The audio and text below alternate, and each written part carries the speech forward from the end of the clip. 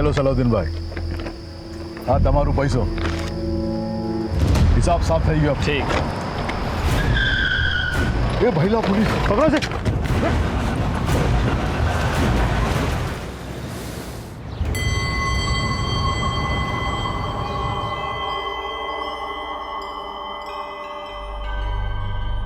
जय श्री कृष्ण. जय श्री कृष्ण. जय श्री कृष्ण बाबू. Hello hello hello. ओहो, ये घड़ी है, घड़ियाल नहीं जो इसमें नजरे गड़ाए बैठे. चैन से नाश्ता तो करी लो ने तमे. बाबूजी, ये ऑटो वाला तो गयो गया, और लेकिन उसको रोक के रखने के लिए बोला था ना. तो नीरज को डिलीवरी लेके भेजने गए. आज का दिन ही खराब है. जाओ यहाँ से जा.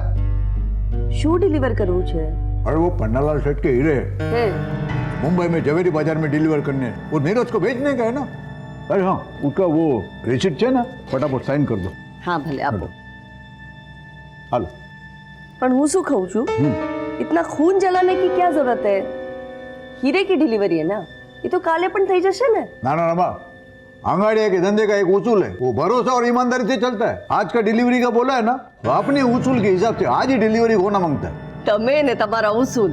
ए राहुल कल खत्म हो गया, ला जल्दी. अरे पण फ्रूट तो खाई लेजे ने. और बाद में अभी कुछ नहीं. ढोकला तो खाई लो. अरे नहीं नहीं नहीं, अभी वो डिलीवरी करने जाना है, बोला ना तुमको. अभी राहु काल के पीछे इतना टाइम गया ना, फटाफट ऑटो पकड़ के मैं पहुंच जाता हूँ.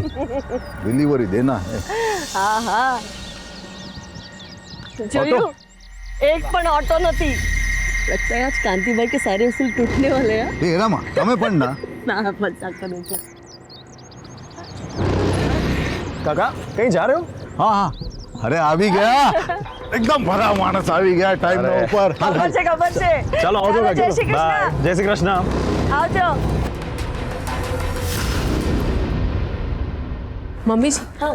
मैं इनको दुकान पे टिफिन दे के आती हूँ. चाबी लेके जाना, मैं सत्संग के लिए जा रही हूँ. इधर बहुत सारा काम है. जी. हाँ. जय श्री कृष्ण. जय श्री कृष्ण.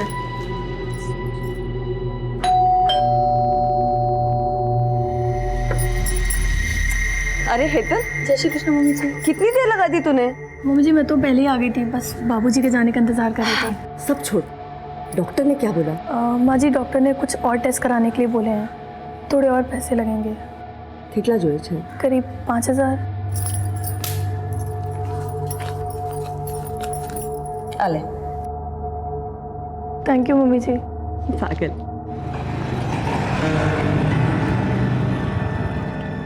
बस बस बस बस. बहुत बहुत धन्यवाद. भले भले. चलो आओ जाओ काका, મળીએ. हेलो. પહોંચી ગયા? हाँ पहुंच गया. हाँ नीरज हवे निकली जासे 2 वागे ट्रेन से. जय कृष्ण हार्दिक. जय श्री कृष्ण काका. जय कृष्ण. जय श्री कृष्ण.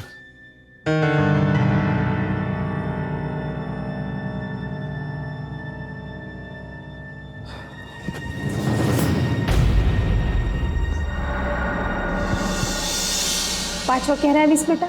कल सुबह तक आ जाऊंगा माँ. ठीक है. नीरज भाई मेरे लिए ना डॉल लाना और उसके कपड़े भी लाना.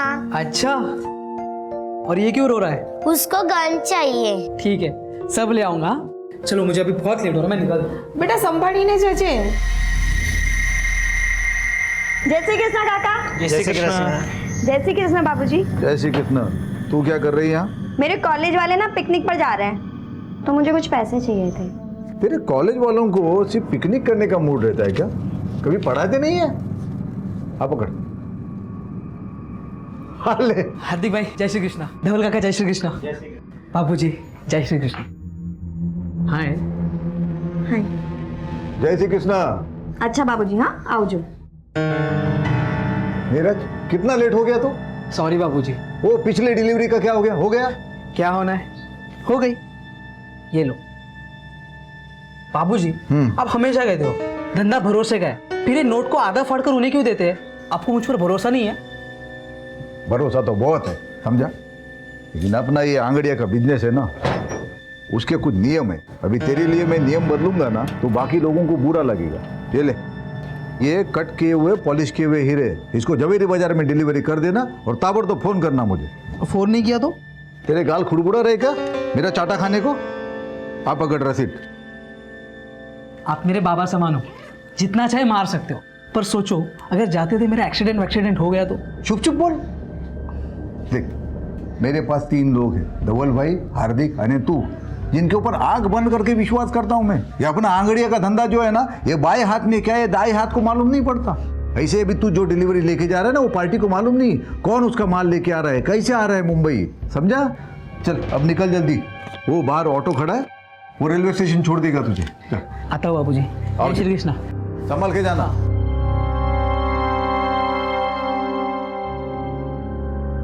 काका सूरत स्टेशन लेके चलो। हाँ ठीक से। एक काम करो, ट्रेन के लिए बहुत टाइम है, हाँ आप नवागाम लेके चलो। अच्छा ठीक से। हाँ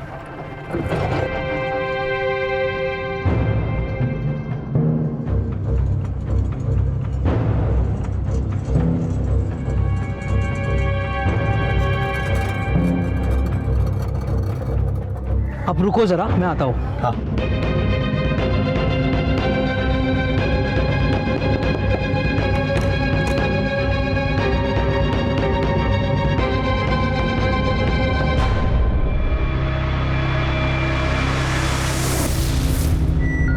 भैया सूरत स्टेशन लेना।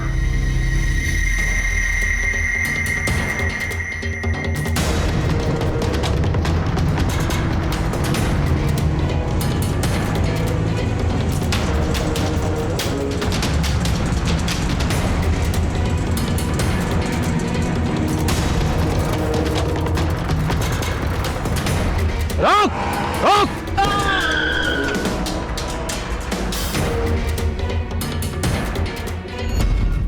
अरे नीरज, फोन केम उपाड़तो નથી? एक गोली कंधे पे लगी है और दूसरी गोली छाती पे। वेट सर, इसका मतलब हमला करने वाला इसे जान से ही मारना चाहता था। किसका फोन बज रहा है? चुप करो। नहीं बुरा इधर। हाँ स्पीकर पे डाल। हाँ नीरज, अरे क्या छे तू, फोन क्यों नहीं उठा रहा है? हेलो, कौन बोल रहे हैं? तमें कौन? मैं सीनियर इंस्पेक्टर संजय भरोत बोल रहा हूँ। देखिए, मैं नीरज का सेठ बोल रहा हूँ। वो मेरे पास आंगड़िया में काम करता है, वो डिलीवरी के लिए लेके निकला है मुंबई के लिए। अभी किधर है वो? आई एम सॉरी, उसका खून हो चुका है। खून?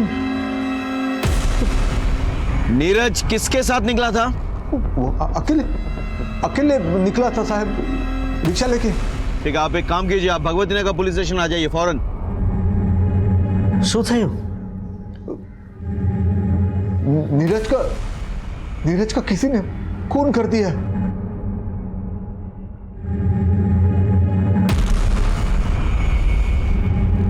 अजय सर आगे सीसीटीवी चेक करो आप, हाँ? और जरा लोगों से पूछताछ करो, और इस ऑटो का जो रजिस्ट्रेशन नंबर है ना, उसके डिटेल्स निकालो, पता करो इसका मालिक कौन है और चलाने वाला कौन है। सर चलो पांड्या देखो आसपास। सर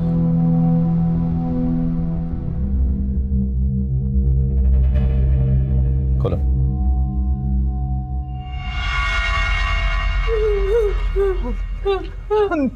नीरज छे।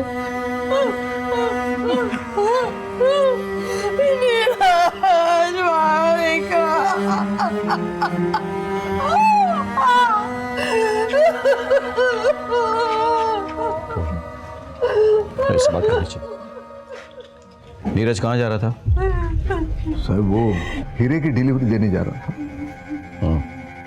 उसने किसी से कुछ कहा था इस बारे में? किसी को घर पे किसी से? हमें नहीं पता था साहब कि हीराप्पा नु काम करे छे। हमें तो ऐसा ही पता था कि वो एक कुरियर कंपनी में काम कर रहा है। आज इनकी वजह से और इनके धंधे की वजह से हमारा छोकरानो जीव गया। अब चलिए वहां से, आइए। लूट और मर्डर का मामला लगता है। किस किस को पता था कि नीरज के पास हीरे हैं? बीजू तो मारा बे खास आदमी छे, धवल અને હાર્દિક, અને મારી પત્ની रमा। अंगाड़िया बिजनेस छे, वो तो उसी के नाम से चलता है, तो उसको तो सब पता रहता है। और कोई? और कोई नहीं।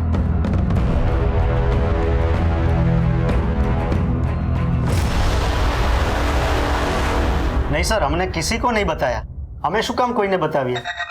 नहीं सर, कोई ने પણ नहीं। हाँ साहब, इन लोगों ने कुछ नहीं किया है। अब इतना भरोसा कैसे कर सकते हैं? अब ये हमारा धंधा जो है वो भरोसे और ईमानदारी पे ही चलता है। ये धवल भाई, हार्दिक हमारे पास बहुत सालों से काम कर रहे हैं, तो इनके ऊपर तो आंख बंद करके विश्वास करते हैं। आंख बंद करके चलने से ठोकर लग सकती है, याद रखिए। आप तो आंगड़िया बिजनेस की मालकिन है, आपको तो सब पता होगा। ખબર તો બધી છે સાહેબ, પણ માલકિન કઈ નથી। ये धंधा तो मेरे बापूजी का था, कागज में नाम जरूर है, पर कितना वर्षों थी तो मेरे पति संभाल रहे ये धंधा। मैं किसी से क्या बात करूंगी? इस सिलसिले में तो मेरी किसी से मुलाकात भी नहीं होती। वो सब ठीक है, लेकिन जो कोई भी है उसने फील्डिंग बहुत अच्छी की है। आपके खिलाड़ी के बारे में उसको पूरी जानकारी थी। हम अभी निकलते हैं, लेकिन आगे आपकी मदद की जरूरत पड़ेगी। क्या फटाफट ले आओ। सर, जहाँ नीरज का मर्डर हुआ था वहाँ आस-पास हर जगह हमने चेक किया, लेकिन कोई सीसीटीवी लगा हुआ नहीं। अजय, बहुत प्लानिंग के साथ ये लूट और मर्डर किया गया है। किसी को अच्छी तरह से पता था कि नीरज के पास वो हीरे हैं। उसका ऑटो जब किसी सुनसान जगह पे पहुंचा तो उसे गोली मारकर वो हीरे निकाल लिए। सर, ऐसा भी तो हो सकता है इन सब में वो ऑटो वाला भी शामिल हो। करेक्ट, ढूंढो उसको, उसका मिलना बहुत ज़रूरी है। सर,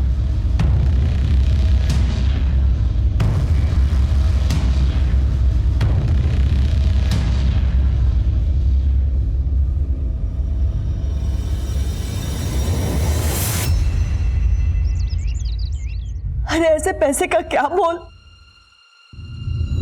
जो किसी की जान नहीं बचा सकता। हमें बस इसके बाद आप अंगड़िया का धंधा नहीं करेंगे। रमा, शू बात करो छो? रमा, आंगड़िया मेरे लिए सिर्फ काम नहीं है, ये विरासत है। तो याद है ना, तुम्हारे पिताजी ने मरते वक्त मेरे से कसम ली थी कि उनके धंधे को मैं ईमानदारी से बढ़ाऊंगा। वो बढ़ाया मैंने। अरे पर कोना बातें जाननी जोखिम कर सो तब आपका एक भी बेटा इस काम को आगे नहीं बढ़ाने वाला। बेटे नहीं आने वाले तो अब हमारी शू गलती है? मैंने कोशिश की थी बड़े बेटे को धंधे में लाने की। क्या किया उसने? गपला किया, नाम खराब किया मेरा। आसिन का साथ निकला वो। पर હું મારા નાના દીકરાને આ ધંધામાં नहीं लाવીશ। ये धंधा मेरे नाम पे है ना, तो धीरे धीरे ये धंधा मैं धवल और हार्दिक को सौंप दूंगी। पर इस धंधे की मनुष्यत मैं इस घर में नहीं आने दूंगी। मेरे को मेरा पैसा चाहिए। मारा हीरो शू? अरे मेरे 25 लाख का क्या होगा? शर्म नहीं आती पन्नालाल से पैसा मांगते हुए? तुम्हारे हीरो के चक्कर में मेरा आदमी मारा गया। मेरे को मेरा पैसा चाहिए किसी भी तरह से, नहीं तो उसके बाद में जो होगा मेरी कोई जवाबदारी नहीं होगी।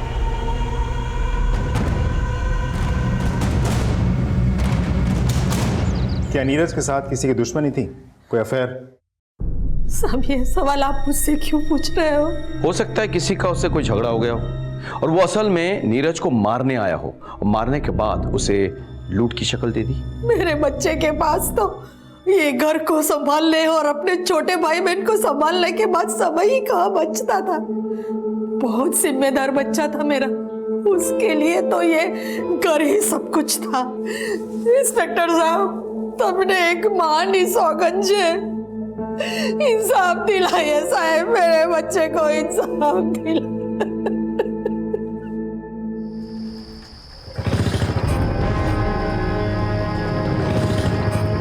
कौन हो तुम लोग?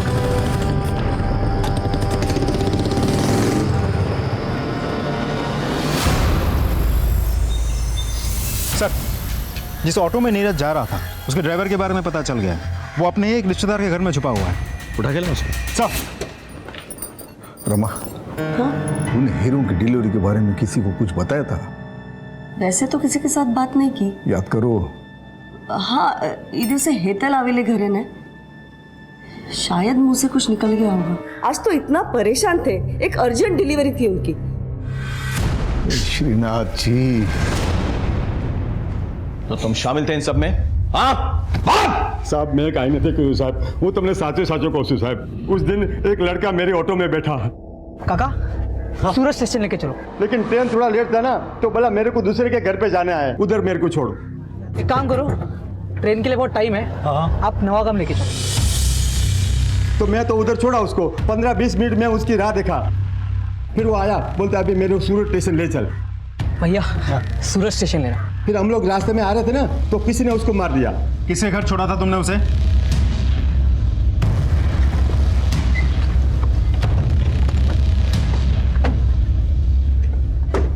आप नीरज को जानती हैं? हाँ जी सर, बचपन से जानते हैं एक दूसरे को हम। वो कल आपसे मिलने आया था। आया था सर। उसकी बदकिस्मती थी कि मुझसे मिलकर जाने के बाद किसी ने उसकी जान ले ली। काश कि वो यहाँ ना आया होता, सीधा स्टेशन चला जाता तो बच जाता सर। वो क्यों मिलने आया था कल आपसे? सर वो मुंबई जा रहा था, मेरा मायका भी मुंबई में ही है, तो बस पूछने आया था कि घर वालों के लिए कुछ सामान लेकर जाना है या वहां से कुछ लाना है। कांति सेठ को जानती हैं आप? वो मेरे ससुर जी है, मैं उनकी बड़ी बहू हूँ।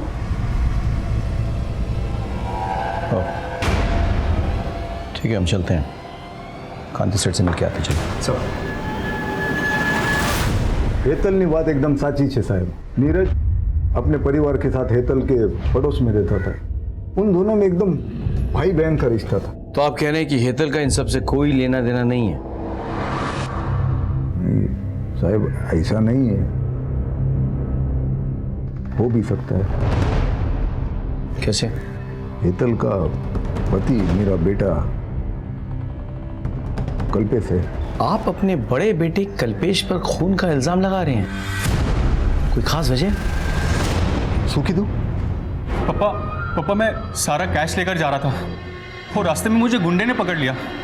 मैंने बहु मारी पापा, और सारा पैसा भी लेकर गया वो। सर मुझे तो कल्पेश की बात पे बिल्कुल विश्वास नहीं था, और फिर एक दिन मैंने उसको जुआ खेलते हुए पकड़ा।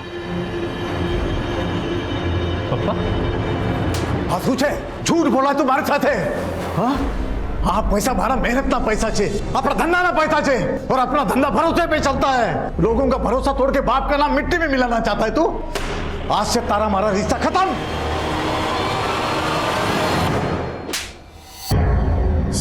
सर मैंने नहीं खबर सर।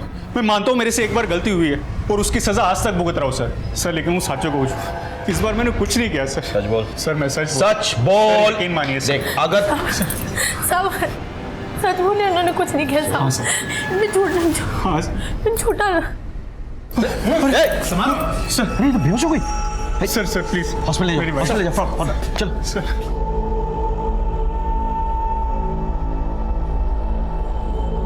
इनका कोई रिश्तेदार है यहाँ पे?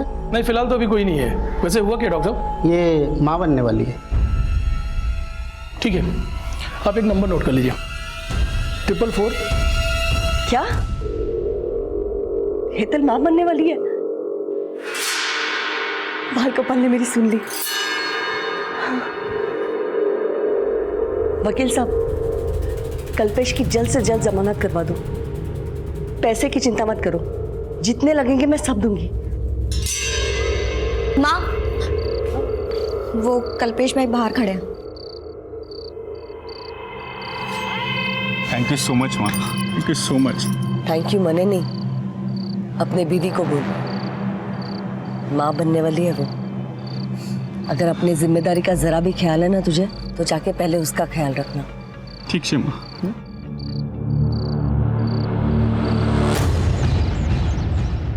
सर, फॉरेंसिक डिपार्टमेंट ने आपको नीरज मर्डर केस की डिटेल्स मेल किया है, मेल चेक कीजिए सर।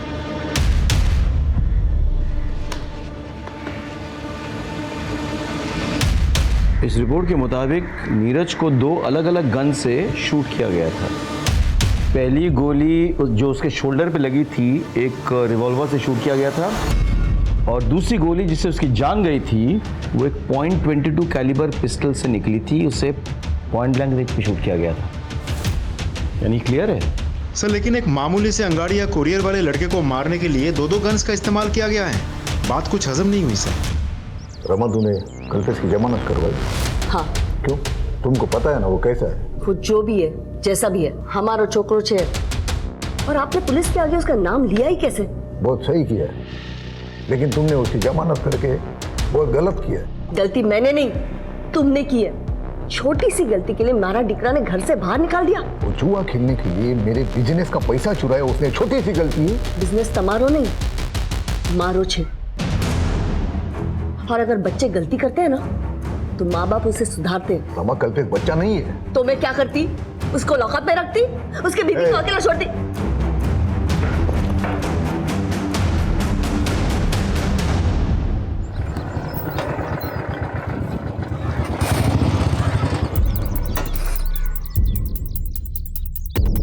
क्या सेठ, क्या समझा था?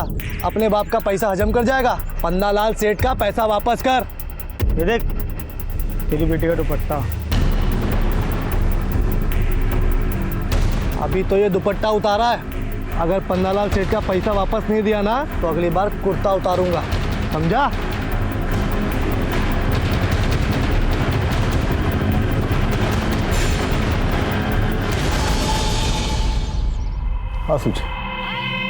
हाँ सूचे अंदर जा।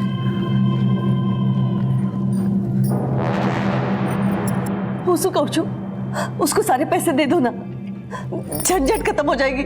आखिर अपने बेटी का सवाल है। ये पन्नालाल की धमकियों से डर के मैं अपने धंधे के उसूल नहीं बदलूंगा, कभी नहीं।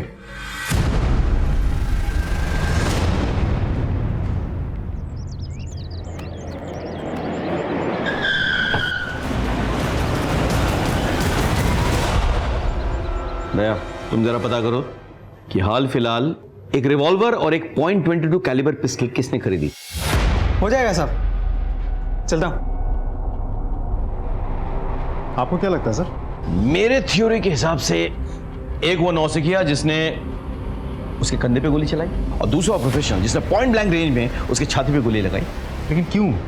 तुम्हें क्राइम सीन याद है सर? नीरज की बॉडी, उसकी शर्ट के बटन्स किस तरह से खुले हुए थे? ऐसे कमीज के अंदर ही आंगड़ियां अपने कीमती सामान छुपाते हैं, यानी किसी को पता चल गया। लेकिन साथ ही साथ तुमको याद होगा उसका वॉलेट निकला हुआ था, किस तरह से उल्टा पड़ा हुआ था, यानी कि किसी ने उसके पॉकेट्स और वॉलेट भी टटोले थे। मतलब पहले कोई नौसिखिया और फिर प्रोफेशनल आदमी। करेक्ट।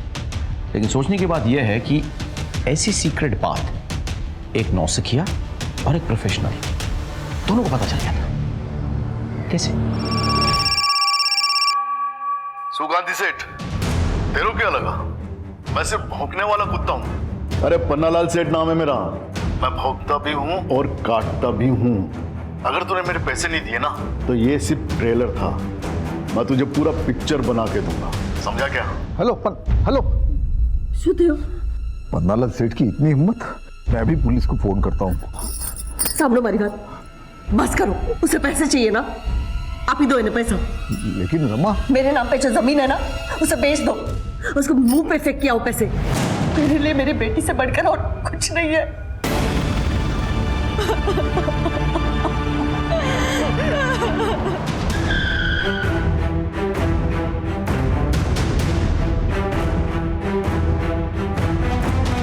सर, लाश को सबसे पहले नौकर हार्दिक और पंचुल ने देखा, फिर बहू जिग्ना और विपुल।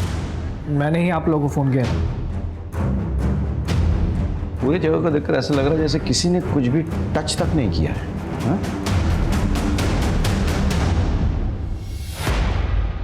मौत तो गला दबाने से हुई है और घर पे कोई फोर्स एंट्री भी नहीं हुई सर। यानी कि जो भी आया था वो पहचान वाला था, तभी दरवाजा खोला गया था।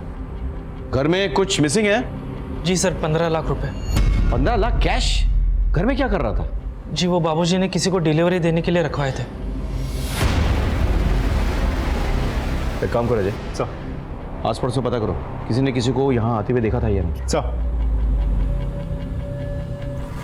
आपने कुछ सुना? जी नहीं, दोपहर में तो यहाँ पे सन्नाटा छाया रहता है, कई लोग सत्संग में चले जाते हैं और बाकी बच्चे लोग सोए रहते हैं। आपने लड़ाई झगड़ा या कोई चीखने की आवाज़ सुनी? नहीं साहब, हमने कोई आवाज़ नहीं सुनी। ठीक सर, हम दोपहर को यहाँ आए थे रमा बहन के साथ सत्संग में जाने के लिए, लेकिन दरवाज़ा लॉक था तो हमें लगा कि वो सत्संग में होगी, इसलिए हमें जता रहा। पारुल कहाँ है? बाबूजी और पारुल अहमदाबाद गए हैं। एक बात बताइए, ये हार्दिक और पंचुल पे आपको कोई संदेह है? मतलब ये दोनों भी तो मर्डर कर सकते हैं ना? नहीं साहब, आ बंदे तो भरोसा ना मानसो छे। भरोसे वाला हाथ ही सबसे पहले पीठ में छुरा भोगता है। अजय, इन दोनों को थाने ले आओ और पोस्टमार्टम के बाद बॉडी सौंप दो फैमिली को। साहब, गांधी सेठ कल देर रात तक ऑफिस में ही थे। ये राहु काल शुरू होता ना इटला माटे, पर फिर आज मुंबई में 15 लाख रुपए भिजवाने थे, तो पैसा लेकर सेठ घर पे चले गए क्योंकि दुकान में नहीं रख सकते ना, और हम भी साथ में थे साहब। रमा, 15 लाख चाहिए। तो कबाड़ में रख देना। और तुम लोग कल दोपहर के बाद आ जाना। तो कल सुबह मैं अहमदाबाद जा रहा हूँ डिलीवरी के लिए, तो शाम तक लौटूंगा। कल 11 से 3 बजे तक राहु काल है, तो उसके बाद आ जाना और ये कैश लेके जाना। जी बाबूजी। ठीक है बाबूजी। जय श्री कृष्ण। जय श्री कृष्ण। जय श्री कृष्ण। और फिर हम जब 3:15 बजे घर पहुंचे तो तुम दोनों के मुताबिक कांति सेठ अपनी बेटी पारू को लेकर अहमदाबाद गए डिलीवरी के लिए। हाँ, अबे ये आंगड़िया कब से अपनी बेटी को लेकर जाने लगा डिलीवरी के लिए, बताना। तकलीफ हो रही है क्या? नहीं सर, कहीं नहीं। एक मिनट खड़े हो, खड़े हो जा, बैठ। मुझे चेक करो जरा। खड़े हो जा, खड़े हो।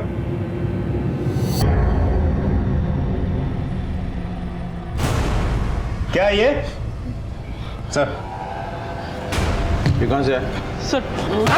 सर गांधी सेठ ने दिया था। बाबूजी बंदूक? खबर से मने अपने धंधे में आज तक हमने गन वन कभी रखा नहीं था, लेकिन तुमने देखा ना नीरज के साथ क्या हो गया। सेठ ने दिया था? सच में सर? हाँ, इलीगल आर्म्स लेके घूमते हो? हो सकता है 15 लाख की लालच में रमाबेन की हत्या तुम दोनों ने की हो। नहीं सर, हमने। अजय, बंदूक जब्त करो, ठीक से पूछताछ करो। सर डोंट वरी, मैं करवा दूंगा। ओके सर, दोनों को रात भर बहुत तोड़ा, लेकिन दोनों के दोनों एक ही रट लगाए बैठे।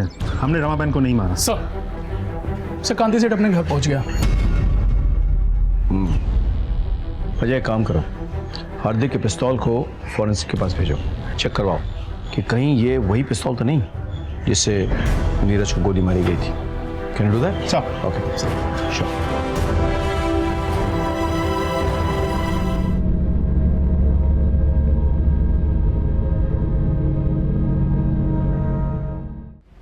आपको किसी पे शक? नहीं सर। 15 लाख की लूट हुई है। आपको नोटों के सीरियल नंबर्स कुछ पता है? जी, ये नोट के नंबर हम लिख के रखते हैं, वो धवल भाई को पता है। Serial number? 1 minute sir. हाँ ये रहा, B325 थी G927। ये पैसे आपने दिए थे डिलीवरी के लिए? हाँ सर, हमने दिए। इसी सीरियल नंबर के नोट्स थे? Yes sir. Serial number confirm कर लिया है, इसी नंबर के नोट्स थे। गुड। एक बात बताइए, हार्दिक को गन आपने दी थी? जी। कहाँ से मिली है गन आपको? एक आदमी है, वो सप्लाई करता है। कौन आदमी? सलाउद्दीन। सलाउद्दीन के बारे में पता करो, और इन नोटों के जो सीरियल नंबर्स हैं ये हर जगह सर्कुलेट करो। सर, आप अहमदाबाद गए थे ना डिलीवरी के लिए? अपने साथ अपनी बेटी पारुल को क्यों लेके गए थे आप? वो उसके बुआ के घर छोड़ने गया था अहमदाबाद में। कोई खास वजह? मैं आपसे कुछ पूछ रहा हूं।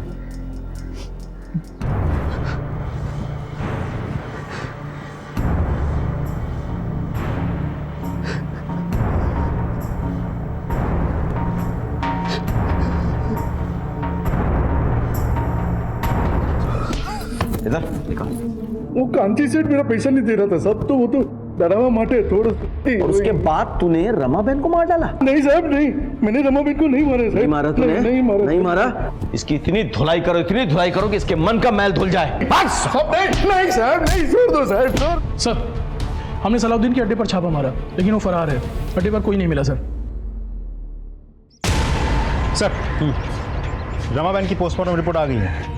सर उसे गला दबा के मारा गया था, और गला दबाने के बाद उंगलियों के निशान भी मिटा दिया गया था। सर एक बात तो साफ है, जिस तरीके से गला दबाया गया है वो देख के तो लगता है मारने वाला कोई प्रोफेशनल नहीं था। रमाबेन नॉर्मली रोज दोपहर 12:30 बजे सत्संग के लिए जाती थी, और लगभग उसी वक्त उनकी छोटी बहू जिग्ना टिफिन लेकर अपने पति की दुकान जाती थी। जी सर, मैं उस दिन भी करीब 12:30 बजे निकली थी, लेकिन मम्मी जी किसी का इंतजार कर रही थी, शायद पंशुल और हार्दिक का। तो आप पहले से जानती थी कि कोई पैसा लेने आने वाला है? नहीं सर, मने नहीं खबर। मुझे तो अभी पता चला जब ये सारी बातें सुनी। मम्मी जी ने भी मुझे कुछ नहीं बताया था। मैं माँ के बगैर क्या करूंगा? हर कदम पर माँ ने मेरा साथ दिया था। माँ ने मेरे लिए नया टिफिन खरीद के उसमें मेरी पसंद के छोले बना कर दिए थे। किसने सोचा था कि वो आखिरी बार। सर कुछ समझ में नहीं आ रहा है कि दोनों केसेस एक दूसरे से जुड़े हुए भी हो सकते हैं, अलग अलग भी। अलग अलग हो सकते हैं लेकिन मोटिव एक ही है, पैसा। पहले वाले केस में भी एक किलर नॉन प्रोफेशनल था और दूसरे में भी। तुमने घर वालों को ट्रैक किया है ना? ट्रैक किया सर, लेकिन कुछ सस्पिशियस नहीं मिला, सब कुछ नॉर्मल है।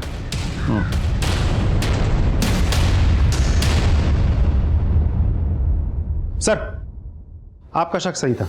हार्दिक के पास से हमें जो गन बरामद हुई थी उसी गन से पॉइंट ब्लैंक रेंज से नीरज को मारा गया था, और ये वही गोली थी जिससे नीरज की मौत हुई थी। जाके उठाकर लेकर आओ दोनों को सर।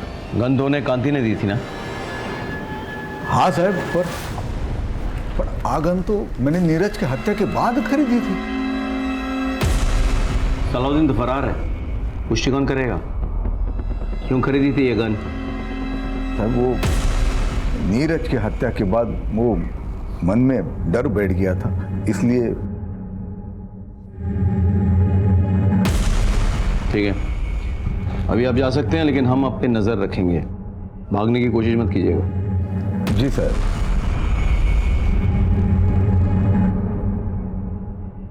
सर इस कांति पे शक है?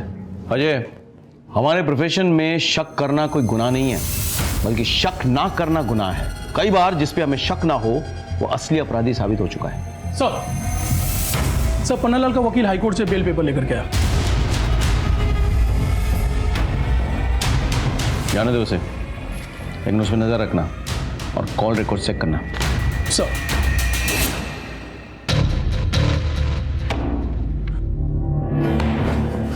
क्या भाई कल्पेश, आज तो बहुत पैसे आ गए तेरे पास। नहीं सर। लेके चलो इसको।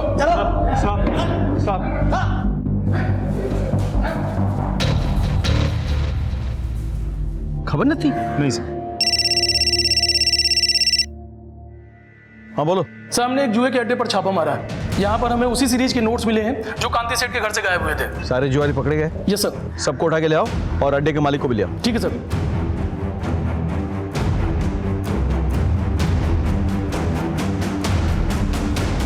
कल्पेश।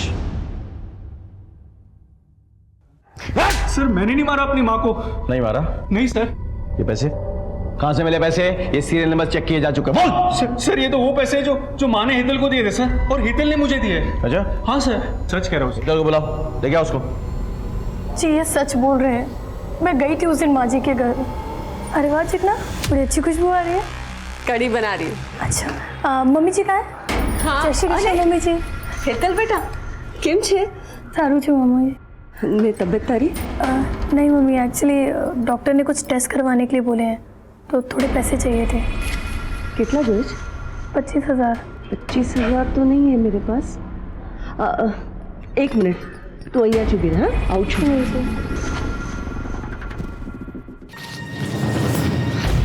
25,000। थैंक यू मम्मी जी। तेरे बापूजी ने 15 लाख रखवाए थे मेरे पास डिलीवरी के लिए, उसमें से निकाल के दे रही हूँ। पर मम्मी जी बापूजी को पता चला तो? अब मैं सत्संग जा रही हूँ ना, तो आती वक्त एटीएम से निकाल दूंगी और रख दूंगी इसमें। और वो पैसे लेके मैं वहाँ से चली गई। ये बात तुमने हमें पहले क्यों नहीं बताया? मैं डर गई थी सर, मुझे लगा कहीं आप लोग मुझ पर और मेरे पति पर ही शक न करने लगे। झूठ बोल के तुमने हमारा शक और गहरा कर दिया है। अब मैं बताता हूँ तुमने क्या किया और कैसे किया। घर में 15 लाख कैश है, ये तुमने अपने लालची पति को बताया। फिर इसने तुम्हारे साथ मिलकर अपनी माँ की हत्या कर डाली और वो सारे पैसे हड़प लिए। नहीं सर, मैं सच बोल रही हूँ, वो पैसे मुझे माँ जी नहीं दिए थे। हमने कुछ नहीं किया है, प्लीज सर विश्वास कीजिए। सच और झूठ का तो पता चल जाएगा। जाओ जाके इनके घर की चेकिंग करो, देखो सारा पैसा जुए में खर्च कर दिया या कुछ कैश बाकी है। जाओ।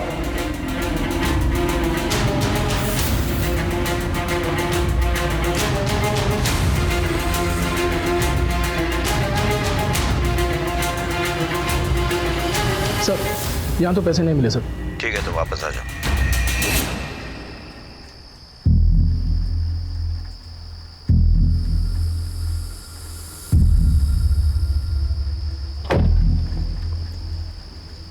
हेलो सलाउद्दीन भाई, हाँ તમારું પૈસો હિસાબ સાફ થઈ ગયો। ठीक। ए भैया पुलिस पकड़ो से।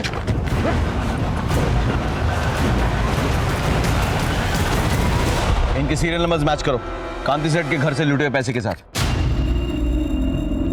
नहीं सर, ये अलग नंबर के नोट्स हैं। आयशो? Yes sir. डालो दोनों के अंदर, ले जाओ इनको। ठीक है ठीक है ठीक है ठीक है।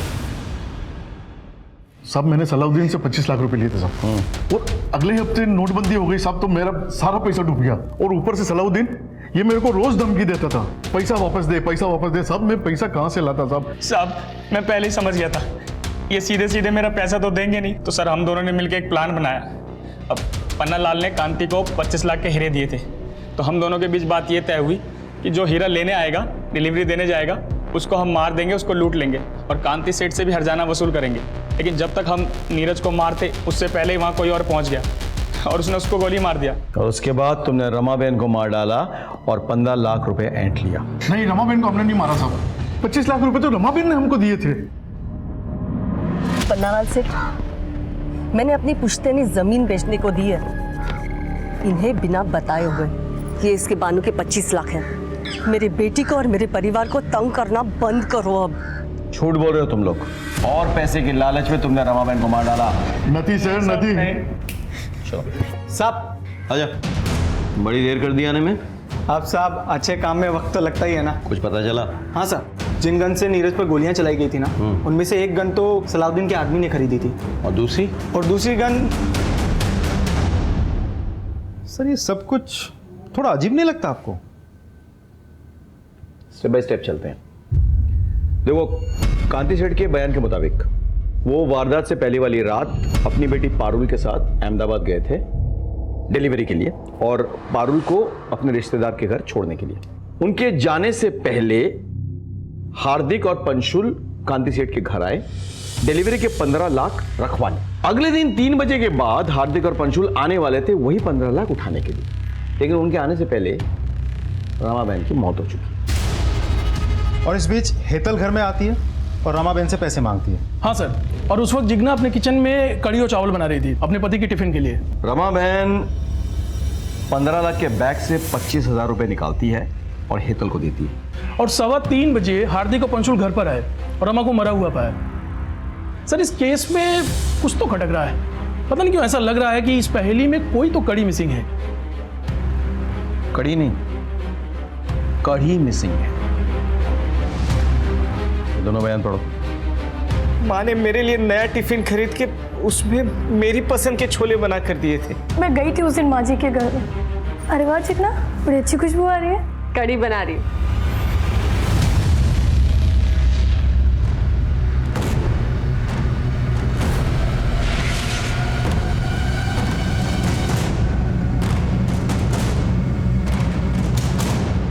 अपने आप सब कुछ उगलोगे या पुलिस वाला तरीका अपनाएं? मम्मी जी हर दोपहर को सत्संग के लिए चली जाती थी, तो विपुल को लंच देके जब मैं वापस घर आती थी तो कमलेश को भी बुला लेती थी। हम एक दूसरे से प्यार करने लगे थे, भागना चाहते थे एक साथ, पर हमें पैसे चाहिए थे। मैंने मम्मी जी को बाबूजी के साथ हीरो की डिलीवरी के बारे में बात करते सुन लिया था। मैंने कमलेश को बताया। और सर, मैंने प्लान बनाया कि मैं उस आदमी को बीच रास्ते में लूट लूंगा। उसके लिए मैंने एक बंदूक का भी तामझाम किया था। और रमाबेन को क्यों मारा? मैंने कुछ नहीं किया सर, कसम से। मैं जानती थी कि घर में कुछ कैश है। तेरे बापूजी ने 15 लाख रखे थे मेरे पास डिलीवरी के लिए। जैसे ही मम्मी जी सत्संग के लिए निकले, मैंने कमलेश को फोन किया। हम लोग कैश लेके निकलने ही वाले थे कि मम्मी जी वापस आ गए। मम्मी क्या चल रहा है सब? मम्मी जी,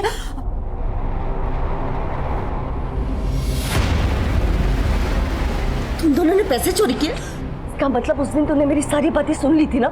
नीरज डिलीवरी लेने जवानों से? मम्मी जी, तुम दोनों ने मिलकर नीरज को मार डाला? तुम दोनों ने हीरे चोरी ली? अभी पुलिस को फोन कर दियो।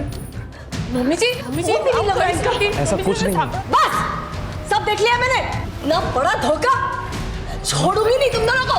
बोले बेन, जय श्री कृष्ण रमा बेन, क्या सत्संग में नहीं चलना है? बेन, उसे माफ कर दीजिए, उसने कुछ नहीं किया बेन। अरे इसी ने सब कुछ किया है। बच्चा लाने तुम्हारी लड़की बेटी से कड़ी सजा तू। हमारी बेटी ऐसा नहीं कर सकती।